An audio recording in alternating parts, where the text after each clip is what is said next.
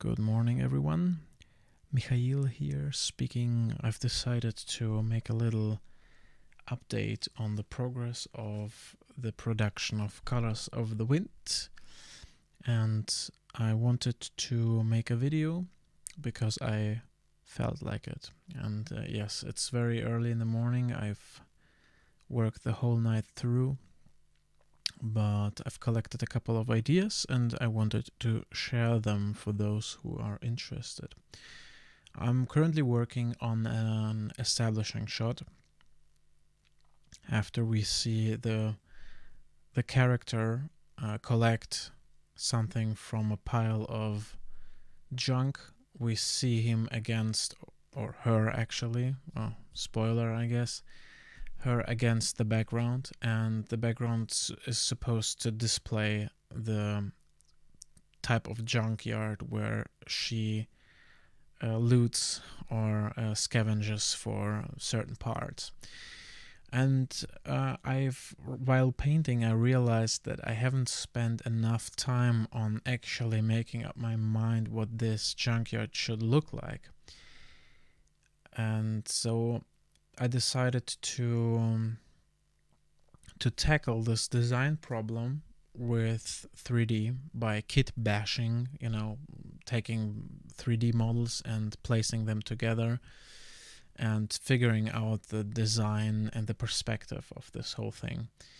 I wanted to have a wide angle view at first, but now I'm not sure, and I will take you through a couple of my thoughts why that is.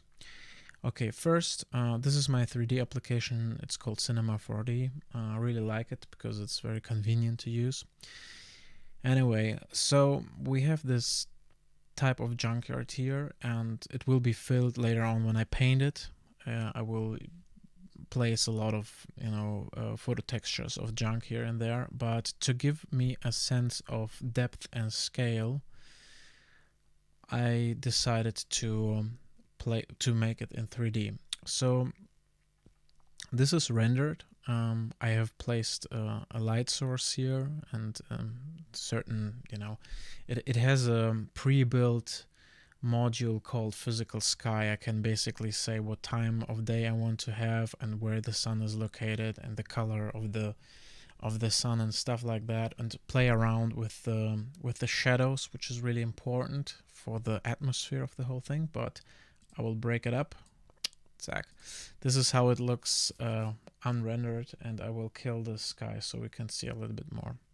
So this is the rough geometry, and as you can see, there are a couple of things that I love to use.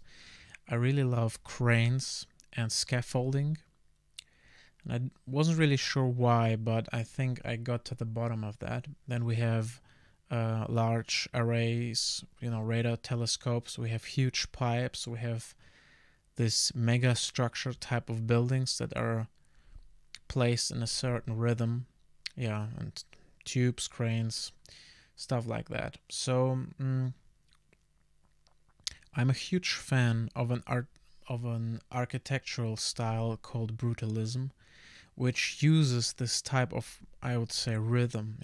Uses very huge naked walls and has a certain type of interval between these walls. So I tried to incorporate this here and give it like this huge epic scale. But on the other hand, I was also working a lot, researching a lot about Chernobyl in the last months, because this is a very important, how should I say, a very important motive in the short film. And when you look at Chernobyl, it's basically you have tall walls and cranes. This is something that has shaped the image of Chernobyl, and I tried to incorporate this on one of the sides. Of course, we have also telecommunication antennas everywhere.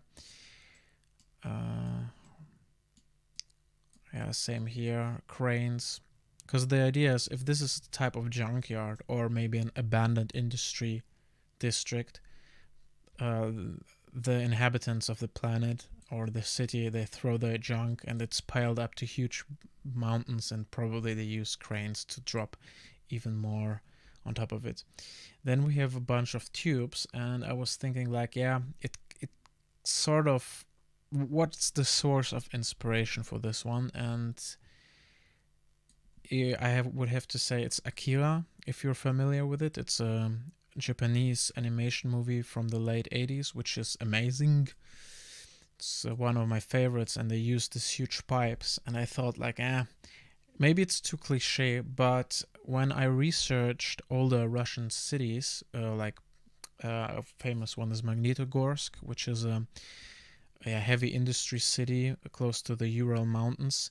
It had also huge pipes for the refineries of the ore. So this isn't far-fetched. It kind of makes sense as a transportation vein in the grand scheme of things. Yeah, so this is the setup, and my primary camera angle is this one, which is it's a wide angle, because I wanted to show as much as possible, and the wide angle also forces a lot of depth, because things that are far away appear even further away. But I've experimented also with other camera angles, like this one, which is a little bit more close up. As you can see, is not as distorted. And a third one, which is type of a how do you call it? Tele lens, like a focus lens, which is like this. And it kind of pushes things from the background closer to the foreground, which makes these tubes appear like unreasonably huge. I kind of like all these perspectives a lot, and I'm not sure how to proceed, but all in all, I think I have a couple of things going on here that I really like, and I maybe can use them as a template for several scenes, or at least it pushes the narrative in my head further. Like this wall, I really like it. It just reminds me of this Block 4 reactor of Chernobyl, and I really like these rhythmic patterns of buildings on the left side. It has a very interesting scale, and I don't know why it appeals to me that much, but I see things in my mind that can push the idea of the movie further.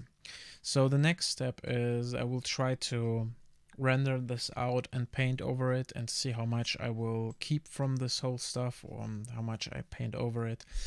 And with a little bit of luck, it might enable me to finish this scene. If not, I will have to reiterate this process or distance myself from it and rethink it and work on other scenes.